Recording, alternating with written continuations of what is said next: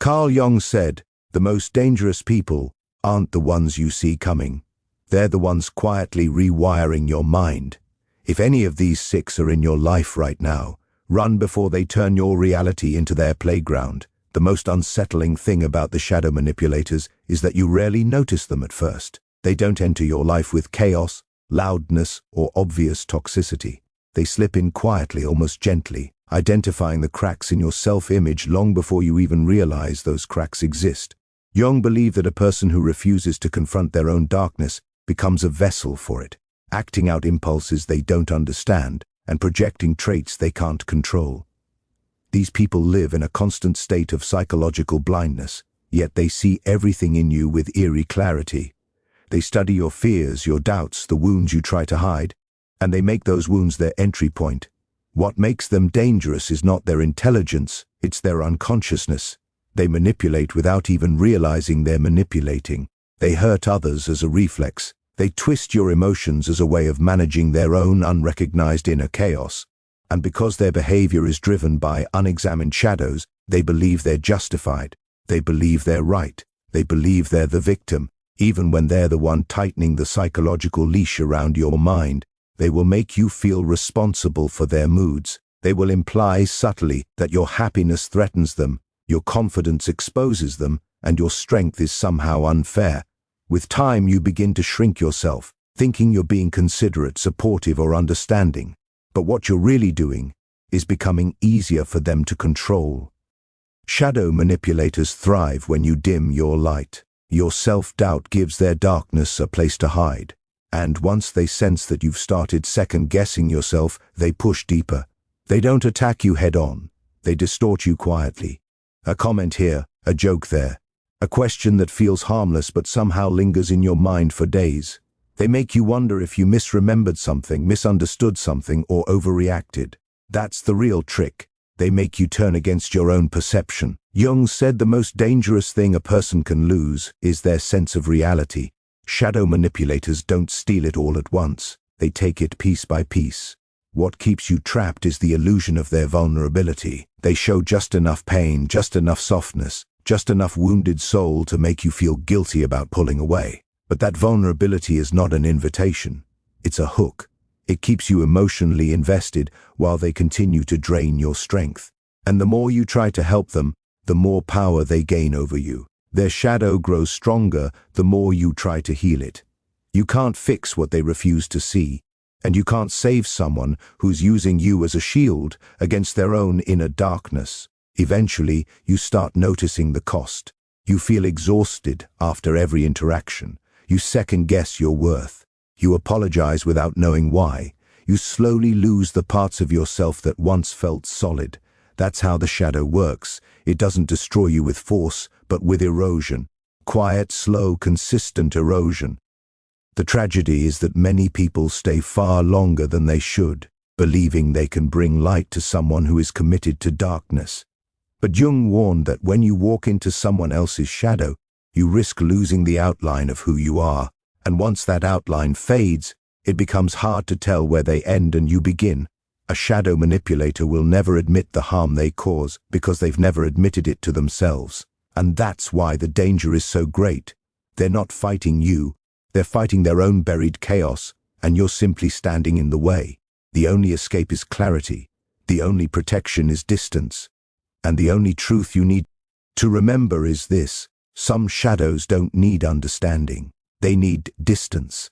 The unsettling thing about emotional vampires is that they don't appear draining at first. They come across as broken, misunderstood, or simply overwhelmed by life. They pull you in with stories of struggle, of people who failed them, of circumstances that crushed them. You feel empathy first, then concern, then responsibility. And that's how it begins, quietly, slowly, almost imperceptibly.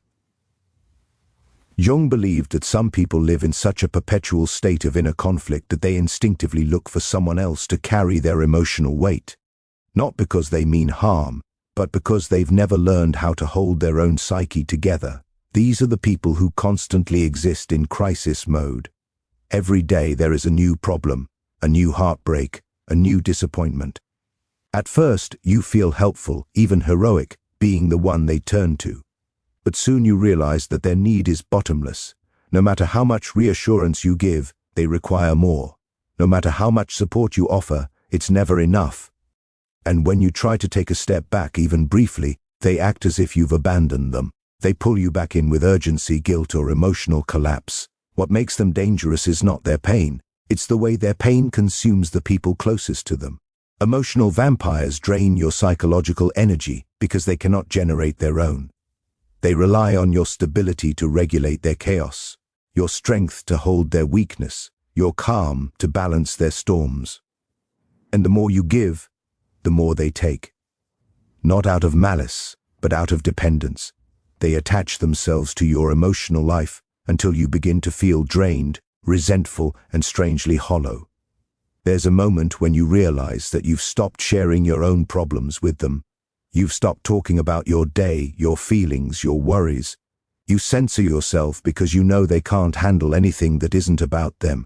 Every conversation becomes a loop returning to their suffering, and whenever you try to set a boundary, they interpret it as rejection. You become a steady source of comfort they feel entitled to, and slowly, your emotional world shrinks. Jung warned that a psyche overwhelmed by unresolved trauma will instinctively try to merge with another person's stability. These people don't want partnership. They want psychological refuge. They want to live inside your emotional life because theirs is unlivable. And while you try to help them stand, they unconsciously pull you down to match their level of dysfunction. Misery seeks equilibrium, and they seek it inside you. Over time, you begin noticing strange signs. Your motivation drops, your patience wears thin, you feel mentally foggy, drained, and emotionally stretched in ways you can't explain. You feel responsible for someone else's entire inner world, and every time you carry them through another crisis, you lose a little more of yourself. Emotional vampires don't steal your energy in dramatic bursts. They take it the way a leak empties a tank, slowly, silently, constantly. The darkest part is that they believe they love you, they believe they care, and in their way, they do. But their version of love is fueled by need, not reciprocity. It's love shaped like dependence, attachment, and fear of being alone. And if you stay long enough, you begin to match their emotional patterns. Their chaos becomes familiar, their storms become normal, their instability becomes your routine. People think danger always shows up as violence or manipulation, but Jung understood that emotional exhaustion is its own kind of psychic threat. It dismantles your inner structure. It wears down your sense of self. It leaves you hollow enough that you forget how full you once were. There comes a point where you must ask yourself a simple question. Who were you before they attached themselves to your life? And more importantly, who will you be if you stay? Because in the end, one truth remains unavoidably clear. Some people don't need love. They need distance. The people Jung would call archetypal destroyers don't enter your life with the obvious intention to break you. They often seem normal, functional, and even admirable on the surface. But somewhere deep inside them, something has disconnected. Something essential, something human. They carry an inner blueprint that drives them to dismantle what they cannot control and to crush what they cannot become. It isn't always conscious. In fact, that's what makes them so dangerous. They act out ancient psychological patterns, archetypes, without realizing they are vessels for destructive impulses older than their own personality. At first, they seem curious about you. They want to understand your strengths, your ambitions, your inner fire. But the more they observe, the more they realize your confidence threatens them. Your growth exposes what they lack. Your direction contrasts their inner emptiness. And slowly, without warning, they begin to chip away at you. A small comment meant to sting but disguised as honesty. A backhanded compliment that lingers in your mind. A seed of doubt planted so subtly you barely notice it. They don't attack your weaknesses. They attack your strengths. They go after the parts of you that make you powerful, because those are the parts they fear. Jung believed that when a person refuses to confront their own potential for destruction, that potential begins to operate behind their back. These people don't always know why they sabotage others. They only know they feel compelled to level the ground. What they cannot build, they break. What they cannot reach, they pull down. And what they cannot become, they try to destroy in someone else. You start to notice that every time you take a step forward, they react. When you're excited, they're dismissive. When you're proud, they're unimpressed. When you feel strong, they subtly undermine you. They want you to depend on them, not surpass them. They need you small, uncertain, reactive, because if you grow beyond their influence, they lose relevance. And people who rely on psychological dominance cannot survive irrelevance. Their presence slowly distorts your sense of progress.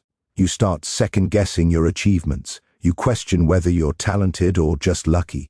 You hesitate before making decisions because they've conditioned you to seek their approval or fear their criticism. They anchor your confidence to their shadow. And the more you engage with them, the more your inner world starts to darken. There's a quiet violence in the way they operate, not physical, not loud, but psychological erosion disguised as guidance, concern, or realism. They strike when you're vulnerable. They push when you're unsteady. They withhold support when you need it most. They carry an unconscious mission to keep you at a level where their own inadequacy remains hidden. If you stay small, their shadow feels safe. If you rise, their shadow feels threatened. Jung understood that some people carry the archetype of the destroyer, not because they are evil, but because they are lost. Their inner world is so fractured that they can only maintain a sense of identity by dismantling the identity of others. Their psyche feeds on collapse, yours, not theirs. And if you stay close long enough, your life begins to reflect their internal chaos. Your dreams shrink, your clarity fades, your potential dims. Because destruction is contagious when you're standing close to the source. What makes them truly dangerous is that you often don't realize what's happening until you've already lost parts of yourself. Their influence feels like being realistic, being humble, being cautious. But one day you look at your own reflection and it no longer carries the fire it once did. And that's when you understand the truth Jung tried to warn us about. Some people don't break you with force. They break you with doubt. And the only way to protect your mind is to step away from theirs. Walk away before your light becomes their shadow. The persona pretenders are some of the most deceptively dangerous people you will ever meet, because everything about them looks right on the surface. They are polished, composed, charming in all the ways that make you drop your guard. They know exactly how to present themselves, how to speak, how to dress, how to behave. Jung warned that the persona, the mask we show the world, becomes lethal when a person becomes fused with it. When someone depends on their image for identity, truth becomes a threat and authenticity becomes impossible. What you first notice about them is how effortlessly they make you feel seen. They mirror your emotions, match your energy, and adapt to your expectations with unsettling precision. At first it feels like compatibility, like connection, like finally meeting someone who gets you. But that feeling is an illusion. They're not matching you because they understand you. They're matching you because that's how they hide. They wear you like a mask to avoid revealing themselves. Everything they do is calculated to maintain their image. They are terrified of being exposed, so they construct a persona strong enough to distract you from the truth. And at the core of that persona is emptiness, an identity built on performance rather than substance. They can imitate kindness without feeling it. They can mirror vulnerability without experiencing it. They can express loyalty without practicing it. Their entire existence revolves around being what others expect, not who they actually are. You start noticing cracks when you ask real questions, questions that require depth, honesty, or self-reflection. They avoid them with deflection, charm, or humor, anything to keep the mask intact.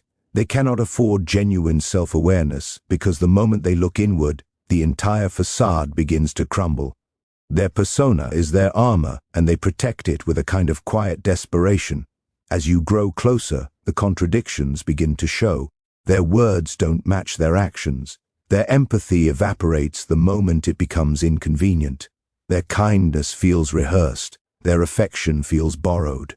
You start realizing that none of it is consistent unless someone is watching. Their morality depends on the audience. Their confidence depends on validation. Their personality depends on approval. What makes them truly dangerous is how easily they distort your sense of emotional reality. They make promises they never intend to keep, and then act shocked when you hold them to it. They speak about loyalty while maintaining a dozen hidden faces. They talk about honesty while concealing entire parts of their life. And they do all of this while convincing you that you are the one who's overanalyzing, overreacting, or expecting too much.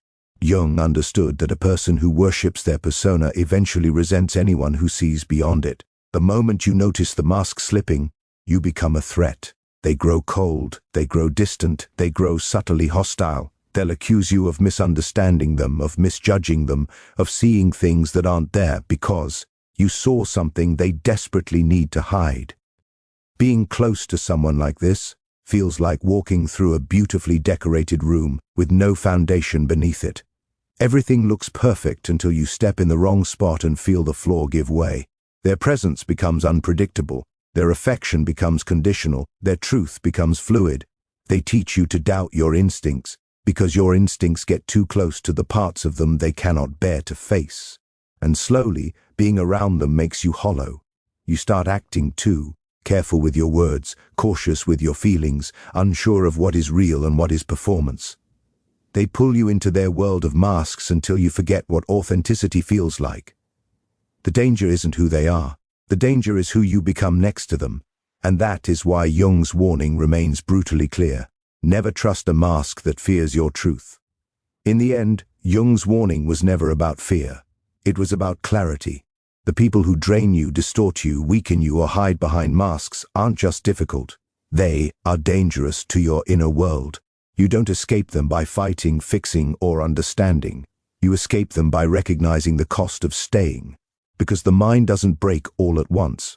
It breaks slowly through the people you allow too close. And if any of these 6 live inside your life right now, don't wait for the damage to become permanent. Don't wait until you lose the parts of yourself you can't rebuild. Don't wait until your identity begins to echo theirs. Walk away while you still recognize your own reflection. Protect your mind, protect your peace, and run while you still can.